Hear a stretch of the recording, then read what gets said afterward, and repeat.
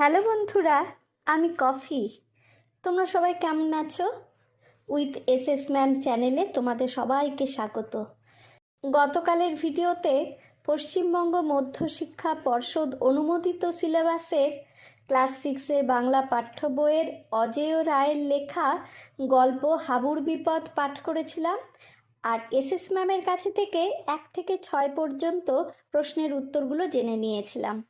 আজ হাবুর বিপদের পরবর্তী সমস্ত প্রশ্নগুলোর উত্তর এসএস ম্যামের কাছে থেকে জেনে নেব। তার আগে বলি, তোমরা যারা এখনও উইথ এসএস ম্যাম চ্যানেলটি সাবস্ক্রাইব করোনি তারা চটপট করে ফেলো আর পাশের বেল বাটনটি অন রাখো পরবর্তী ভিডিওগুলোর আপডেট পেতে হলে। চলো তবে।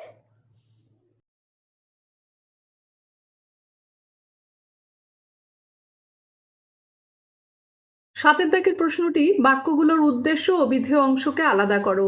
7-1 ভজাটা কিছুতেই ছাড়ল না। উদ্দেশ্য হবে ভজাটা আর বিধেয় হবে কিছুতেই ছাড়ল না। 7-2 সুধীরবাবু মন দিয়ে শোনেন। এখানে সুধীরবাবু হবে উদ্দেশ্য, মন দিয়ে শোনেন হলো বিধেয়। 7-3 হাবু শুয়ে কান পেতে শোনে। এখানে উদ্দেশ্য হবে হাবু আর শুয়ে কান পেতে শোনে হবে বিধেয়। 7-4 দুর্গাপূজার পৌরাণিক আখ্যানটা বলে দেবেন ক্লাসে। এখানে দুর্গাপূজার পৌরাণিক আখ্যানটা হলো উদ্দেশ্য আর বলে দেবেন ক্লাসে হলো বিধেয়। 8-এর দাগের প্রশ্নটি ঠিক উত্তরে টিক চিহ্ন দাও। 8-1 হরিপদর ডাকে সুধীরবাবু অবাক হন। এটা হলো সরল বাক্য। 8-2 গতকাল তোমার মাকে দেখেছি গোসাই বাড়িতে কীর্তন শুনছেন। এটা হলো যৌগিক বাক্য। 8-3 ফের যদি রচনা আনতে ভুল হয় তাহলে তোমার কপালে দুঃখ আছে। এটাও জটিল বাক্য। 9-এর দাগের প্রশ্নটি নিচের বাক্যগুলো থেকে অনুসর্গ খুঁজে বের করো এবং নিম্নরেখ পদের বিভক্তি উল্লেখ করো। 9-1 বাবার কাছ থেকে চিঠি আনতে হবে। এটা বাবার হলো র বিভক্তি থেকে অনুসর্গ। উঠানে কিছু ছেলে খেলছে। এখানে উঠানে হলো এ বিভক্তি। কয়েকজনকে বেছে বেছে পড়তে বললেন। কয়েকজনকে কে বিভক্তি। 9-4 দে সরকারের রচনার বই থেকে হুবহু টুকে এনেছো।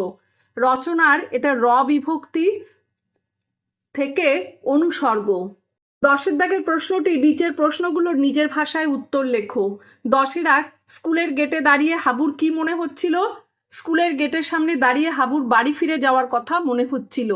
10-2 তার চোখে স্কুলের ভেতরের কোন ছবি ধরা পড়ে? গরমকাল, মর্নিং স্কুল হচ্ছে, আর কয়েক মিনিট পরেই 7টা বাজবে, ঘন্টা পড়বে স্কুল আরম্ভের, একতলা স্কুল বাড়িটার ঘরে ঘরে ছেলেদের কলরব এবং উঠানে কিছু ছেলে খেলছে। 10-3 হাবু শেষের দিকে বেঞ্চে বসতে চায় না কেন? শেষ পর্যন্ত কোথায় গিয়ে বসে সে? উত্তর লিখবে সুধীরবাবুর ভয়ে হাবু লাস্ট বেঞ্চে বসতে চায় না। লাস্ট বেঞ্চের ওপর স্যারেদের কড়া নজর থাকে। স্যারের হাত থেকে বাঁচার জন্য লাস্ট বেঞ্চে বসতে চায় না হাবু। শেষ পর্যন্ত হাবু থার্ড বেঞ্চের এক কোণে 3 কড়ির পাশে বসে পড়ে। 10-4 এইটাই সুধীরবাবুর মেথড। সুধীরবাবুর মেথডটি কি? তার এমন মেথড অবলম্বন করার যুক্তিটি কি? কয়েকজনকে বেছে বেছে রচনা পড়তে বলেন, অন্যদের বলেন মন দিয়ে শুনতে। এটাই ছিল সুধীরবাবুর মেথড। অন্যদের লেখা শুনলে নিজের লেখার মান সম্বন্ধে একটা ধারণা হবে। যদিও তিনি সবার খাতা বাড়ি নিয়ে গিয়ে শুধরে দেন, কিন্তু সবার খাতা সবাই পড়তে পারবে না। 10-5 রচনা পড়ার সময় প্রফুল্লকে সুধীরবাবু থামিয়ে দিলেন কেন? তাকে তিনি কোন পরামর্শ দিলেন? রচনা পড়ার সময় সুধীরবাবু প্রফুল্লকে থামিয়ে দেওয়ার কারণ হলো প্রফুল্ল দে সরকারের বই থেকে রচনাটি হুবহু কপি করে এনেছিল, যা সুধীরবাবুর পছন্দ হয়নি। সুধীরবাবু তাকে আবার নতুন করে লিখে আনতে বললেন এবং আরও 2-1খানা বই দেখতে বললেন। 10-6 সুধীরবাবুর একটি মুদ্রা দোষ। কি সেই মুদ্রা দোষ? কখনই বা এর বহিঃপ্রকাশ ঘটেছিল? সুধীরবাবু সব ছাত্রদের একটা কথা বলেন, মনে থাকবে। এই কথা বলাটা সুধীরবাবুর ছিল মুদ্রা দোষ। নিতাইয়ের মিথ্যে কথাটা ধরা পড়ায় সুধীরবাবু রেগে গিয়ে নিতাইকে দাঁড়িয়ে থাকতে বলেন এবং আরও বলেন যে পরের দিন যদি না রচনাটা লিখে আনে তাহলে নিতাইয়ের কপালে দুঃখ থাকবে। উপরোক্ত প্রসঙ্গে মনে থাকবে কথাটির বহিঃপ্রকাশ ঘটেছিল। 10-7 তবেই রচনার প্রকৃত সাহিত্যিক মূল্য আসবে। সুধীরবাবুর মতে কিভাবে একটি রচনা সাহিত্যিক মূল্যে অনন্য হয়ে ওঠে? উত্তর লিখবে, শুধুমাত্র রচনা বইয়ের উপর নির্ভর না করে নিজস্ব অভিজ্ঞতা, নিজস্ব ভাবনা ও ভাষা ব্যবহার করলে রচনার প্রকৃত সাহিত্য মূল্য আসবে। 10-8 শুনছিস? স্রেফ আবোল তাবোল। হাবু ওরফে হাবুল চন্দ্রের রচনা পড়াকে প্রশান্তর আবোল তাবোল মনে হয়েছে কেন? তুমি কি এর সঙ্গে একমত? হাবু ওরফে হাবুলচন্দ্রের রচনা পড়াকে প্রশান্তর আবোল তাবোল মনে হয়েছিল তার কারণ প্রশান্তের মতে হাবুলের লেখায় কোনো পয়েন্ট ছিল না। না, আমি একমত নই, কারণ হাবুর লেখায় পয়েন্ট না থাকলেও মৌলিকতা ছিল। নিজস্ব ভাবনা ও ভাষা প্রয়োগের জন্য হাবুর লেখা অনন্য হয়ে উঠেছিল। 10-9 তার কাছে রহস্য পরিষ্কার হয়ে গেল। কোন রহস্যের কথা বলা হয়েছে? কিভাবে তার জট ছাড়ল? সুধীরবাবু যখন সবাইকে রচনার খাতা তুলে দিতে বলেছিলেন, হাবু কিছুতেই তার খাতা জমা দিতে চাইছিল না। কেন দিচ্ছিল না জমা, সেটাই ছিল রহস্য। 3 কড়ি হাবুর খাতাটা নিয়ে জমা দিলে সুধীরবাবু দেখেন যে সেটা বীজগণিতের খাতা এবং ওতে কোনো রচনা লেখা নেই। 10-10 না, এতটা বাড়াবাড়ি করা ঠিক হবে না। কার মনে এমন চিন্তার উদয় হলো? সত্যিই কি তোমার সেই চিন্তাকে বাড়াবাড়ি মনে হয়? সুধীরবাবুর মনে এমন চিন্তার উদয় হলো।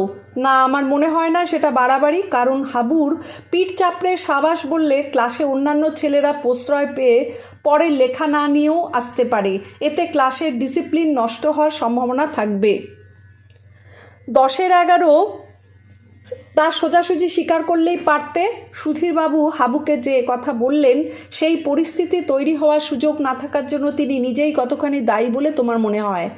প্রথমে রচনা লিখে না আনার ভয়ে হাবু স্কুল যেতে চাইছিল না। সুধীরবাবুর চেহারা তার মনে ভেসে উঠেছিল।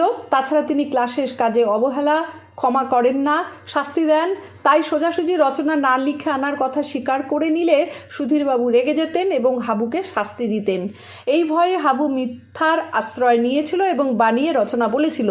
তাই এই পরিস্থিতি তৈরি হওয়ার জন্য সুধীরবাবু নিজেই অনেকখানি দায়ী বলে আমার মনে হয়। 10-12 গল্পে কঠোর মাস্টারমশাই সুধীরবাবুর মধ্যেও এক স্নেহপ্রবণ, নীতিনিষ্ঠ, আদর্শবাদী, প্রশ্রয়দাতা মানুষ লুকিয়েছিল। আলোচনা করো। সুধীরবাবু ছিলেন স্কুলের বাংলা শিক্ষক। বাইরে থেকে গম্ভীর ও কঠোর মনে হলেও অন্তরের দিক থেকে তিনি অন্য রকম। তিনি সবার খাতা বাড়ি নিয়ে গিয়ে ভুল সংশোধন করিয়ে দেন, ছাত্রদের ভুল ধরিয়ে নানা উপদেশ দেন। অর্থাৎ তিনি আদর্শবাদী শিক্ষক। হাবু ক্লাসে রচনা লিখে না আনলেও অসাধারণভাবে বানিয়ে বানিয়ে রচনা বলে। এ আশ্চর্য ক্ষমতায় সুধীরবাবু বিস্মিত হন। রচনা লিখে না আনার অপরাধ ভুলে হাবুর পিঠ চাপড়ে সাবাস বলতে ইচ্ছে হয় তার, কিন্তু সুধীরবাবু তা পারেন না। না হলে অন্য ছাত্ররাও না লিখে বানিয়ে বানিয়ে বলতে চাইবে। হাবু না লিখে দোষ করলেও তার বানিয়ে বলার আশ্চর্য ক্ষমতার জন্য সুধীরবাবু তার মিথ্যাকে প্রশ্রয় দেন। কঠোরভাবে হাবুকে শাস্তি না দিয়ে পরের দিন আবার রচনা লিখে আনতে বলে সুধীরবাবু তার প্রতি স্নেহ বর্ষণ করেন এবং শেষে হাবুলকে বলেন, খাসা বলেছ। অর্থাৎ সুধীরবাবু কেবলমাত্র কঠোর মাস্টারমশাই নন, তার মধ্যেও রয়েছে স্নেহপ্রবণ, নীতিনিষ্ঠ, আদর্শবাদী, প্রশ্রয়দাতা এক মানুষ। 11 থেকে প্রশ্নটি, হাবু শ্রেণীকক্ষে যেভাবে নিজের মনে বানিয়ে চটজলদি রচনা বলে গেছেন এমন বলার ক্ষমতা একটা অসাধারণ গুণ। তোমার খেলার সময় বন্ধুরা টুকরো টুকরো বিষয় নিয়ে এ ব্যাপারে চর্চা করতে পারো।